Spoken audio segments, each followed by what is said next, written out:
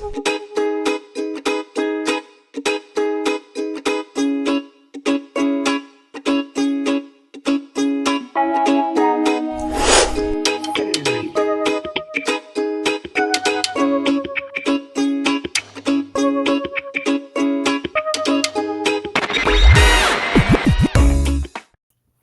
right, so hello, my friends. Thanks for joining us today on another episode of the Immigrant Experience in America, where we amplify and humanize the experiences of immigrants living in the United States and other countries.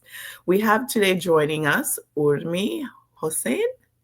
Please correct me if I'm wrong. Welcome, Urmi. Please tell us a bit about who you are and where you're joining us from today. Yes, well, thank you so much for having me. My name is Urmi, and I must say you pronounced it really well. You're probably one of the first one who actually pronounced my name correctly, so I want to thank you for that. And I am currently calling from Montreal, Canada. It's a sunny day. It's very hot. There is a heat warning. It's been humid for the past few days, and I have moved from Italy. This is the country where I was born. Okay, so you moved from Italy and now in Montreal, Canada. Great. How long have you been in Canada? It's been 15 years. Okay, okay. So you can almost say you're Canadian, yes, or you're Yeah. very strong to your Italian roots. Well, I am by law Canadian. I do have the Canadian nationality, but I'm very, very connected to my roots. Yes. Okay, very good. So tell us a little bit about Italy. What is life like being born in Italy, and what was it like growing up there? Foods, culture, music, family gatherings. What is that like? Give us a sense. Yes, so here's the thing about me. I am born and raised in Italy, and my parents are also actually immigrants. They have moved from Bangladesh to Italy, and then I was born. And life in Italy is pretty great if you are, I would say, a tourist. And if you're a citizen living there, it could be hard, but it wasn't hard when I was living there. Like I was born there, I grew up there, I lived there for about 19, 20 years. And I can definitely say that there is a big difference from the south and the north. Like I was born in the south, but I also lived in the north. So I was born in Sicily, then moved to Milan. And over there, there's a big difference between the south and the north. In terms of the culture and the traditions, it's very much family oriented. It's very much about gathering together every Sunday. It's about spending time, quality time with family and friends over a nice plate of pizza, enjoying coffee, drinking coffee, having ice cream, gelatos, spending time at the piazza. It's a very laid back, I would say, society, very much based on like doing things in a slow manner. So it's about enjoying every moment of it. And I would say that the best thing about living in Italy is the history, the art, and the food. Good, good. So I heard gelato. Yes. We think pizza, pasta. Are those typical or Yeah. olive oil, Yes. olives? Yes, very typical. You have, well, of course, pizza and pasta, but you also have salad. You also have, I have the words in French. This. You have seafood, you have fish. You everything that you eat is very much fresh. Like your tomatoes are fresh, your basils is fresh, your cucumbers are fresh. Everything that you eat is very much fresh. And then you also have like local fruits and vegetables like oranges, the zucchini leaf. So it's very much based on like eating healthy, eating fresh things. So it's very much based on the Mediterranean type of diet, basically. Okay, very organic. Yes, Yeah. yes.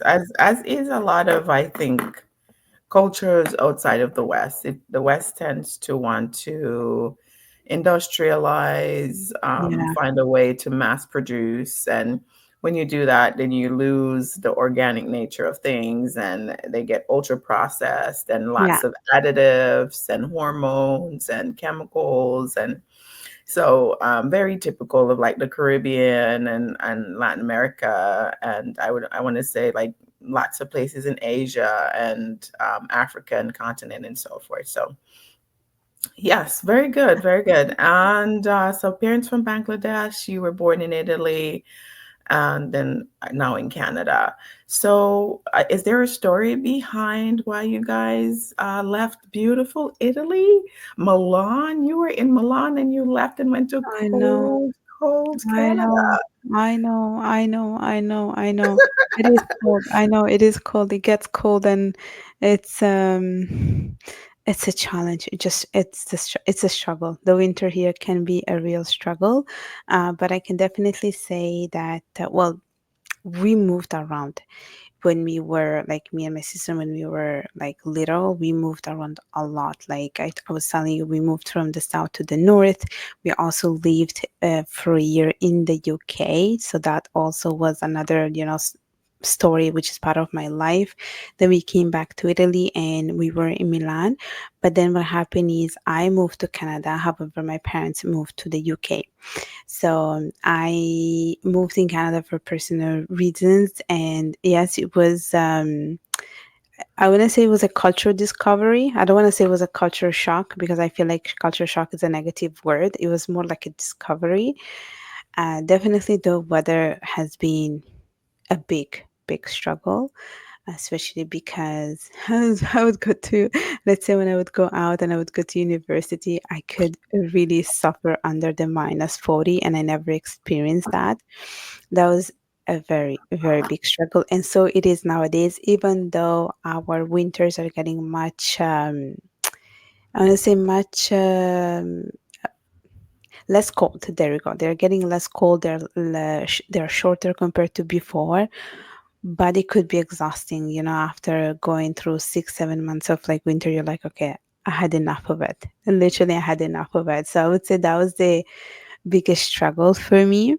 And definitely moving to Montreal, especially, like, the fact that it's a very French, like Quebec, it's mainly francophone, so you have to speak both English and French, and both languages were not mine to begin with. Like, I know how to speak them, but French is my fourth language and English is my third language. So the fact that I did my university in English and then and now working in French, it just shows that, like how much I adapted and how much everything became part of me, and it was not part of me to begin with. So that has been quite a journey.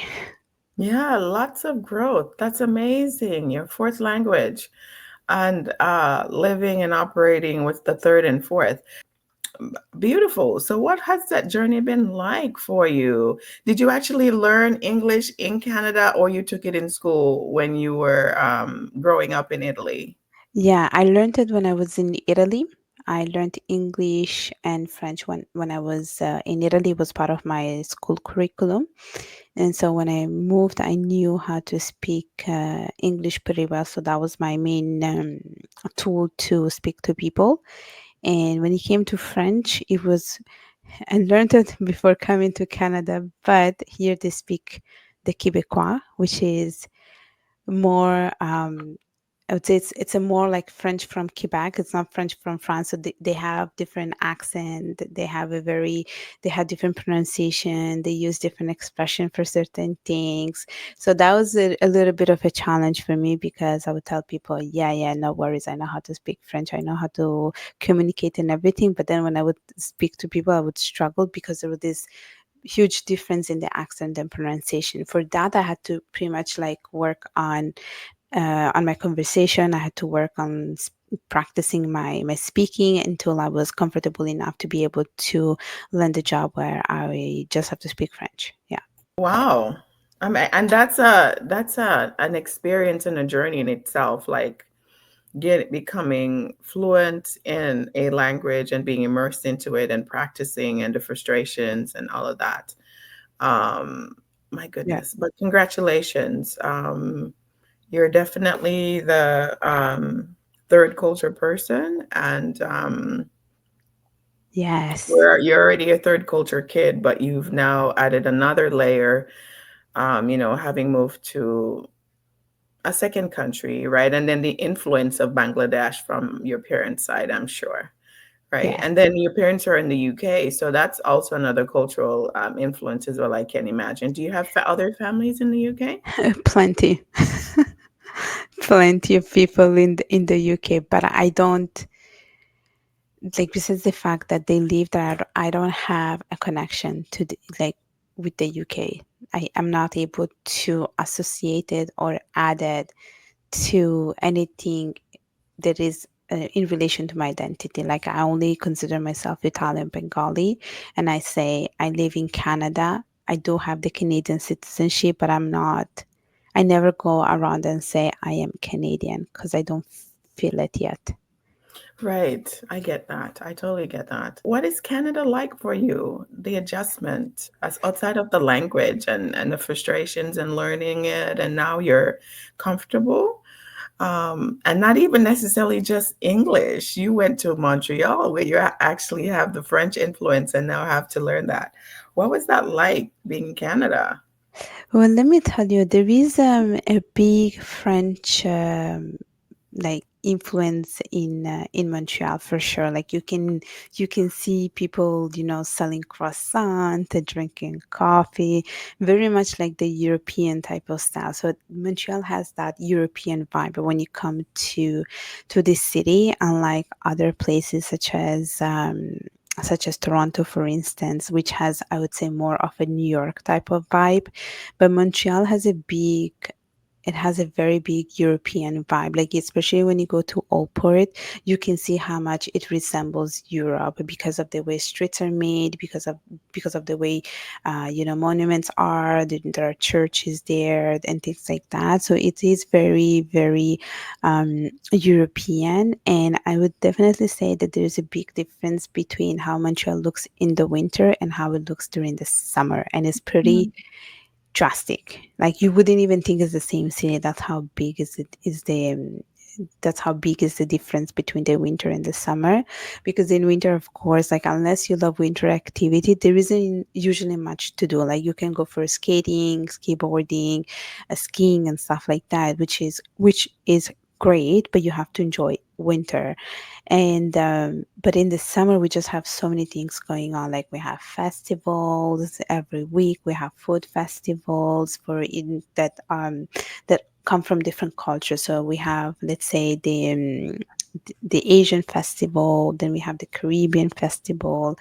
Let's say you have the Japanese one, you have the Korean festival. So every week there is one. You have the Italian festival. And then the other thing, which is also very popular in Montreal, is basically doing happy hours after work, which are very, very big. We call them 5 à 7, which means from 5 to 7. So those are pretty Uh-huh. big in Montreal. We also have the beauty of Montreal is that there are a lot of like communities, so like if you move to Montreal, like, you will never feel alone, because you have, Little Italy, you have Chinatown, then you have, they call it Little Maghreb, which is made of like people from Morocco or other countries. You have like Little India, stuff like that. So every time, like, if you move to Montreal, you will not feel alone, because there is community. You will have that sense of belonging, which is nice. And what I notice about Montreal is that everyone in Montreal speaks at least 2 to 3 languages, which for me was uncommon, because coming from Italy, everyone pretty much speaks only Italian. And so people are very much, I want to say, they're very much educated in that sense. So Right. Very beautiful. I need to visit. I've heard great things. I've heard great things. I did French in school. Our little one is doing French. So we need to we go to Toronto because of family connection, huge Caribbean community in Toronto. So that's pretty popular in for a lot of people to go. Very easy trip from the US to go to Toronto, but Montreal is a little further.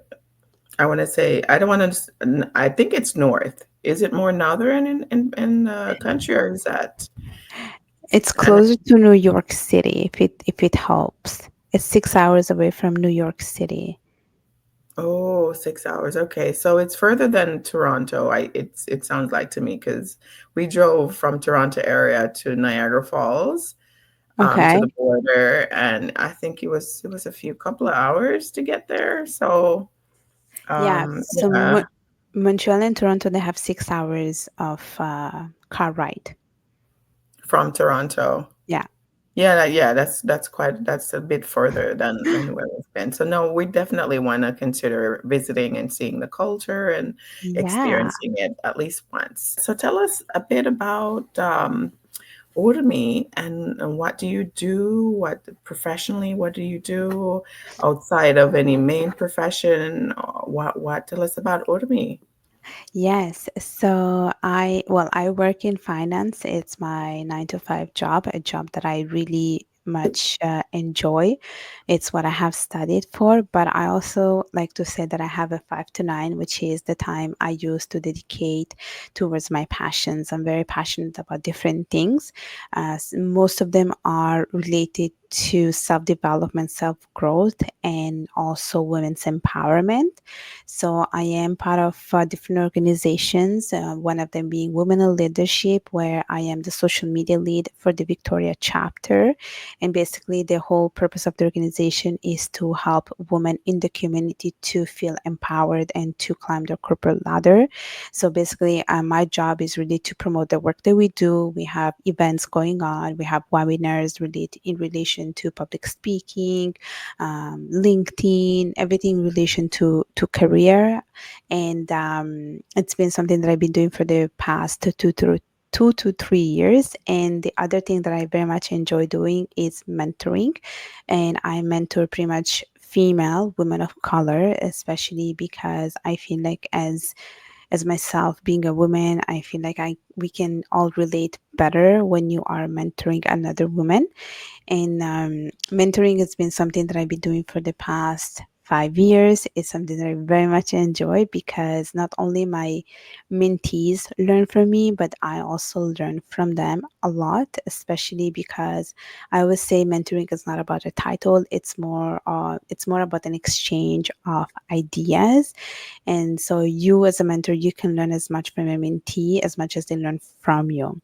So that those are the two things I've been doing. And then I work a lot on myself. I'm a big reader. I work out a lot. I am part of the Toastmasters Club, which is a non-profit organization where you get to practice public speaking. And I am also a YouTuber and a self-published author. Okay, awesome. A lot. You're a busy young woman. Um, okay, so where do I go? Self-published author. Drop the name of your book. What's the name of your book? It's called Discovering Your Identity, a rebirth from interracial struggle. Interracial struggles. Okay. And then you're a YouTuber. So what's the name of your channel? We'll get all the details, of course, but just through the conversation. It's called Urmi Hossain. It's just my full name. And I know you have stories beyond borders. Yeah. So tell us a bit about that. Yes, it's a podcast that I wanna launch in couple of months. So there is a like now it's in the preparation mode. I started to work on it, gathering guests, and basically the whole purpose of this podcast is to be able to give a platform to people to share their immigration stories, but also their stories of being third culture kid, being exposed to multiple cultures. Because me myself being one,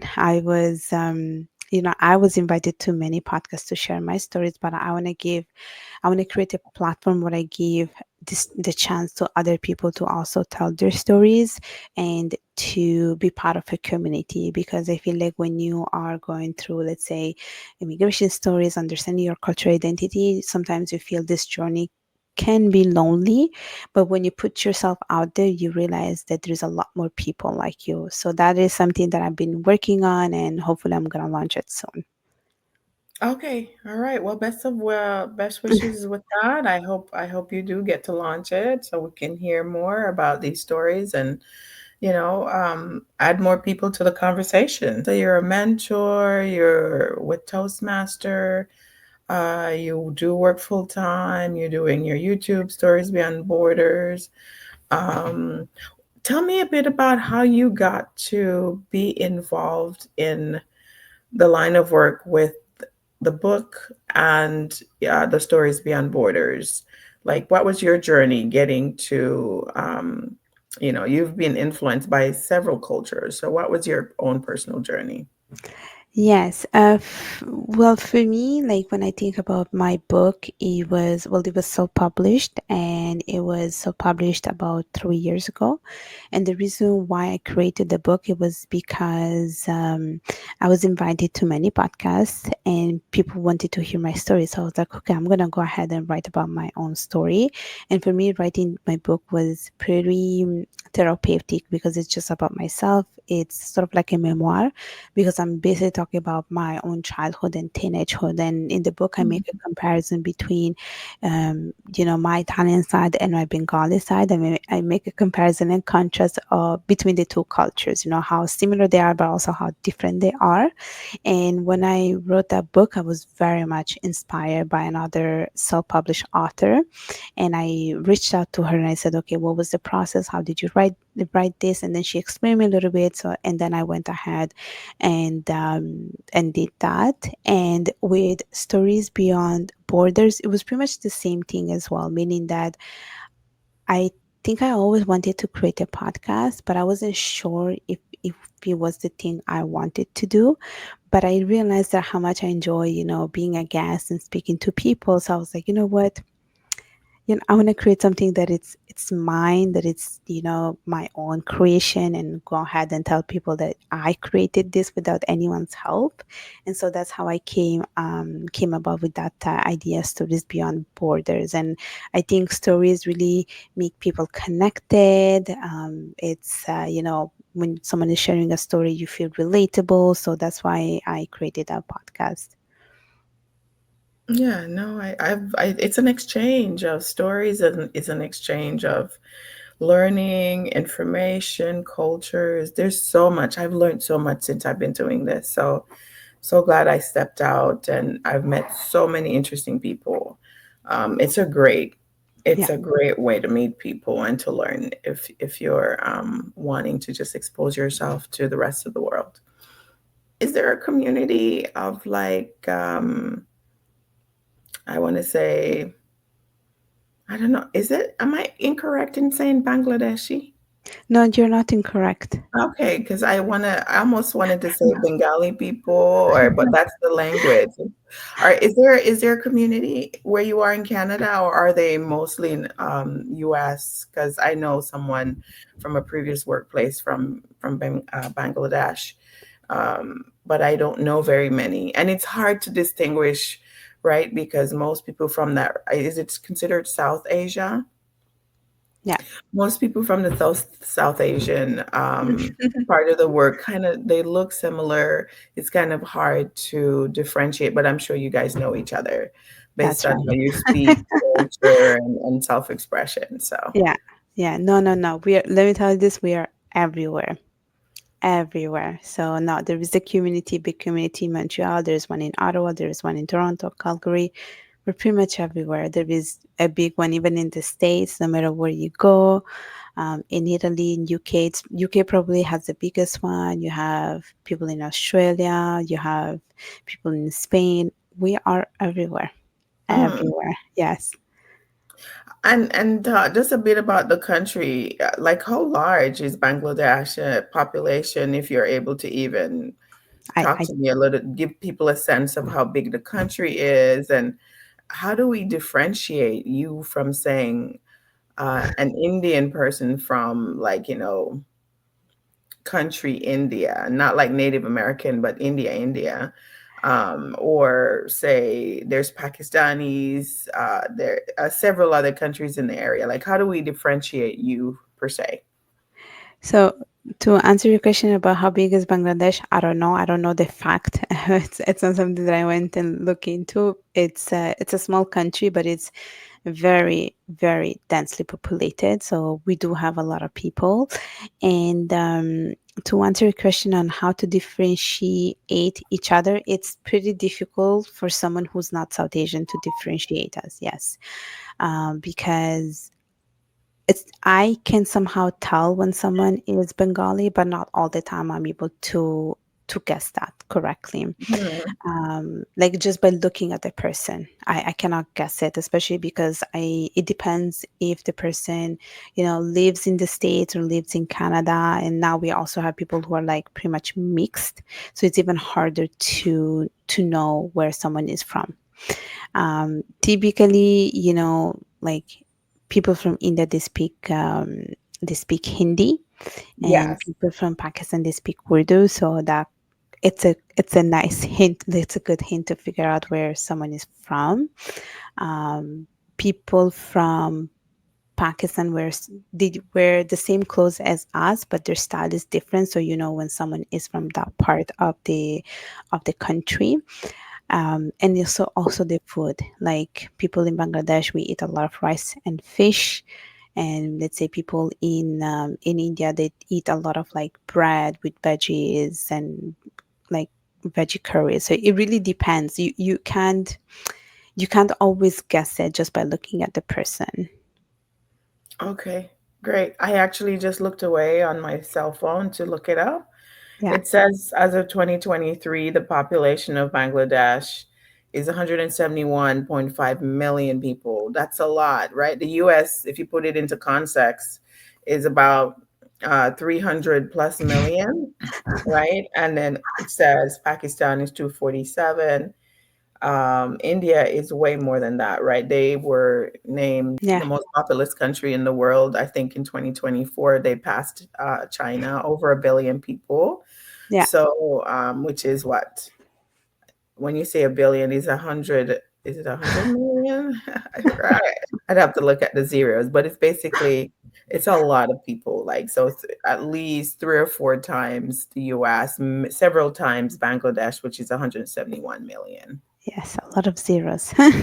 Yeah, that's a lot of people compared to like where I'm from Jamaica, is the last time I checked, I think it was like 5 point something million, and it was growing. Very small compared to like Yeah, Bangladesh. You would get yeah, lost. yeah.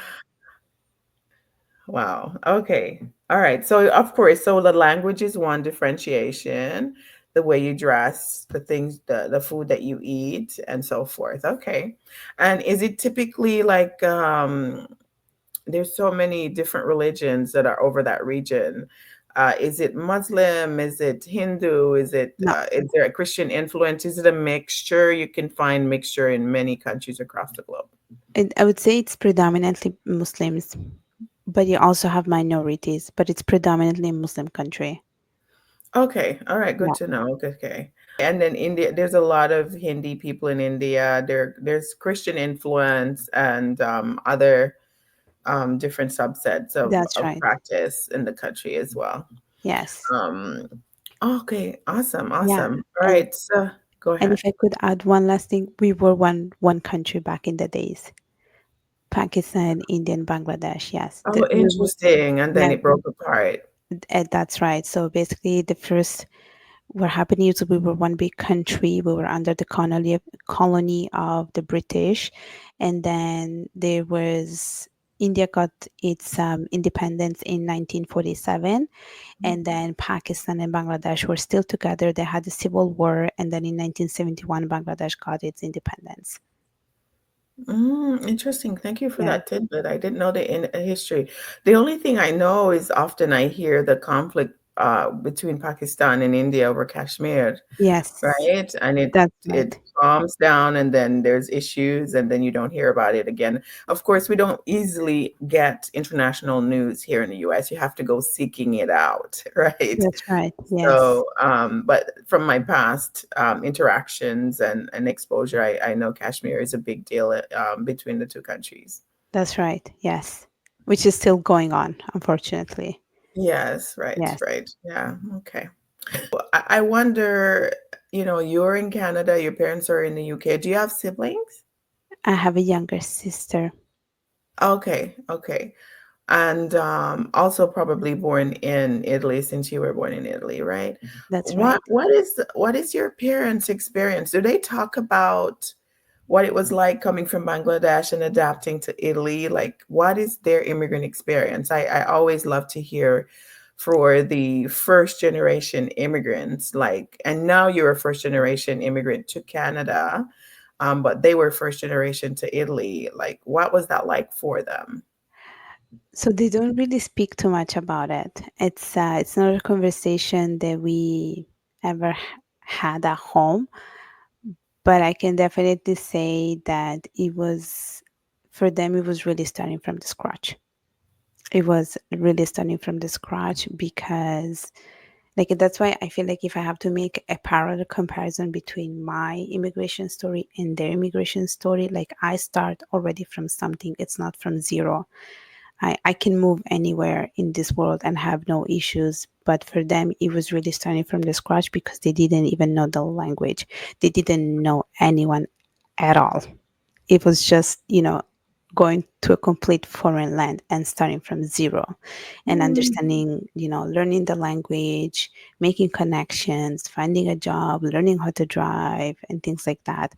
So that's the only thing that I pretty much know. It's never a conversation about, how hard it was. I can only imagine it was really, really hard, but they were able to, integrate themselves really, really well. Because then what happened is my parents were one of the first ones who moved to Italy. Then my dad brought his brother, and then from there, like other Bengali people started to come to Italy.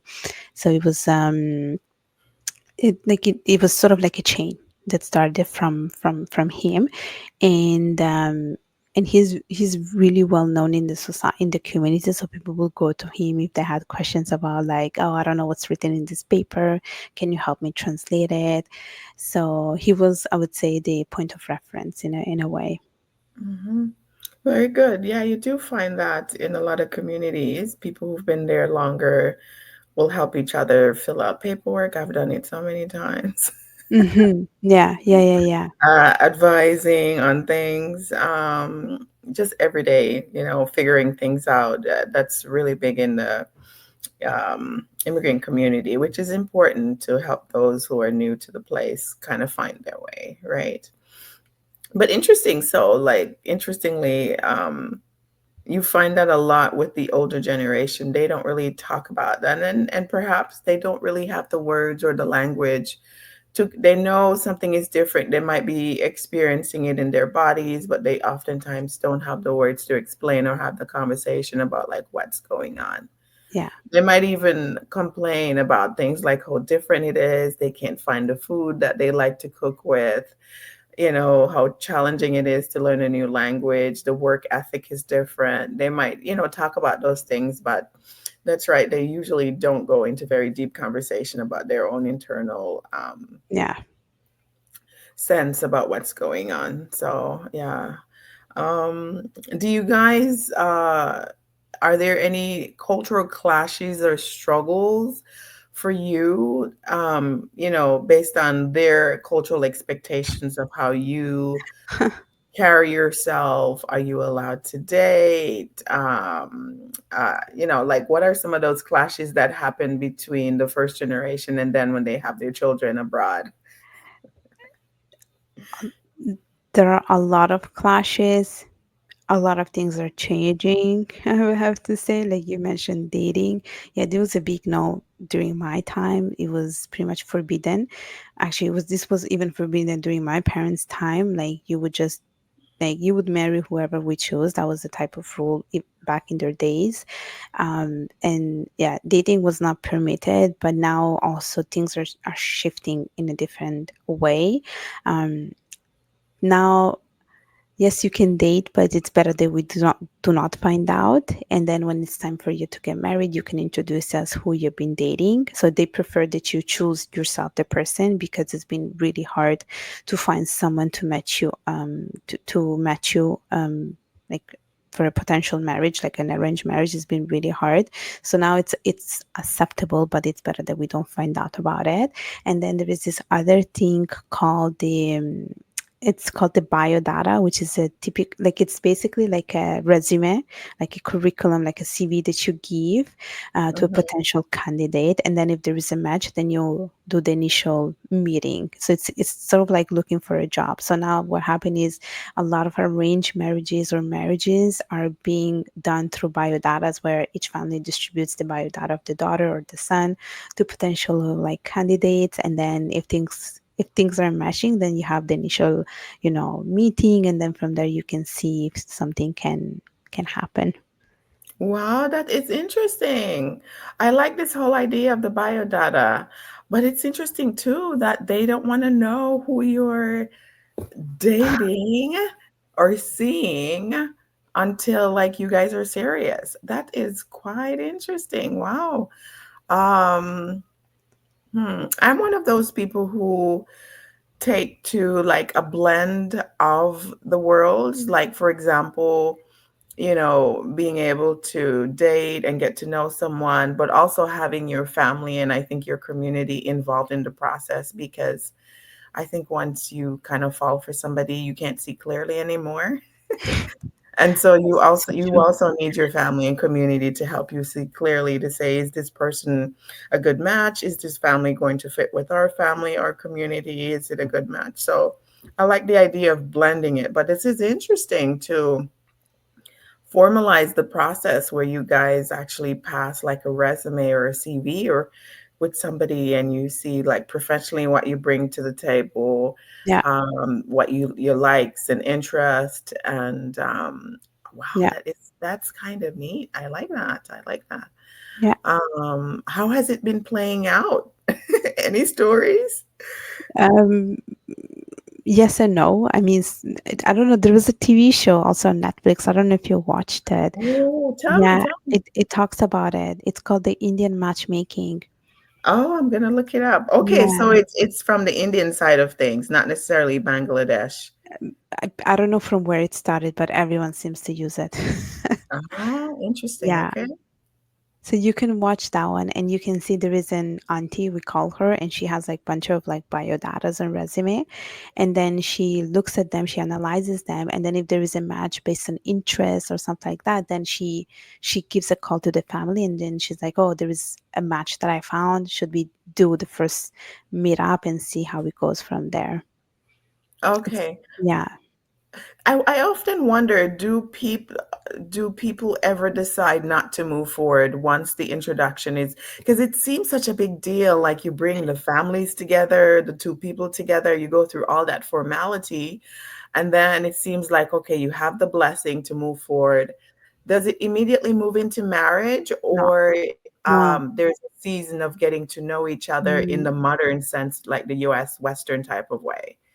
So it depends. Usually, so if you're talking about right now, let's say the initial families do the first meetup, they see if, the two people clicked, and then from there you get to know the person. But usually you get a lot of pressure like after 2 months to get married to this person, because if you keep seeing them, then it's like, oh, maybe it's gonna work out. But like it really depends, sometimes after the initial meetup things do not work out and nothing happens. And some other times, if there is an interest, then you get to know the person. But chances are that after 2 months, you'll be told, okay, when are you getting married to this person? Wow, that's very Right. fast. 2 months? Yeah. Wow, that's interesting. Wow, wow, wow. Well, I suppose if the families are introduced and somebody kind of formally make sure that certain things are matching up and expectations from both sides are, I guess some of those big questions are probably already answered and in place. So I guess you're able to make a decision once you guys click. Yeah, that's actually quite kind of interesting too. Maybe I'll share it with our little one when she gets that age in another 10 plus years as we are faced with that. But it's so interesting, I think, on the side of the world, kind of getting people matched up Yeah, and marriage. It's so different from the rest of the world, and you can get lost, and a lot of people can get hurt, and things go really sour, I think, in this space yeah, because a lot of times people are so there's a lot of silence around it. yeah, Um and it's not well managed, I think, because I think the older people from their traditional way of handling things, they don't know what to say, how to say it, how to discuss it. They're little children. They're what they see as little children, but we eventually grow up. They just don't know how to manage that part yeah, of their children moving on, going into marriage and all of that. So it can become very awkward yeah. No, no, in a no, lot definitely. in a lot of communities, very awkward. Yeah. Wow, that I find that so intriguing, the whole matching thing. I wonder what the success rate is, and are people happier with this type of matching that goes on, and do people stay married? Are divorces high? Is there high rates of divorce? And yeah, and do people actually decide not to move forward after like 2 months of getting to know each other? They decide, okay, we're not the best match. Like those things. Yeah, you do have that scenario where, like, if things do not work out after 2 months, things do not work out. You also have people who are willing to go through this process because maybe they were not able to find someone on their own. So that's why they're open to go through this biodata type of process. There are marriages that were successful, and there are also divorces that were not successful, but you can also have a love marriage and end up in a divorce, so it goes both ways at the end of the day. Like, Mm, it's not that it's just because it's biodata and you think it's not going to work out. It's not like that. okay, Yeah, interesting, interesting. Another angle that I'm intrigued by is how do parents adjust coming from, like, say, an Islamic background where to the general public seems very conservative when it comes to dating and marrying and things like that, and especially like a daughter yeah. venturing in like the Western way of doing things. Like, what is that like? How do you guys transition? Do they actually change, or do they have the very same expectations of the culture from the country they're coming? So for yeah, for Muslim daughters is a bit complicated. If you are a daughter and if you're Muslim, there's always so much hurdles, I would say, because, as a Muslim woman, you're not supposed to be doing certain things. But I would say that, again, as long as you date and you don't tell anyone and you stick to this one person, I think everything is fine. Like, they would rather prefer that you choose the person yourself rather than, being at a certain age and not having anyone, and then your parents going through this hustle of finding someone. But of course, you being a daughter, you will always get a lot of pressure to get married, a lot of pressure, and we are taught that our only objective and achievement in life is to get married. Okay. No, I Yeah. wonder, do people change as they come and live in the West? How does the West influence people, But that's interesting. Okay. Okay. All right. So let's we're gonna wrap up now. Thank you so much for your time, but I was always intrigued. Tell us how, I'll leave the next few minutes for you to tell people how to find you online, how to connect with you, and anything that you're doing in the near future. So I do have actually I do have a YouTube channel called Urmi Hossain. I have my LinkedIn account called Urmi Hossain, and if people want to buy my book, it's available on Amazon, which is called Discover Your Identity: Rebirth from Interracial Struggle. And if people want to find out more about the work that I do with women in leadership, they can just go online and type Women in Leadership Foundation Canada, and they can find out more about the work that we do. Okay, very good. Well, thank you so much, Urmi, for joining us today on the Immigrant Experience in America. We are pleased to have you share your story, and it was a pleasure learning from your view and your side of the world. Thank you.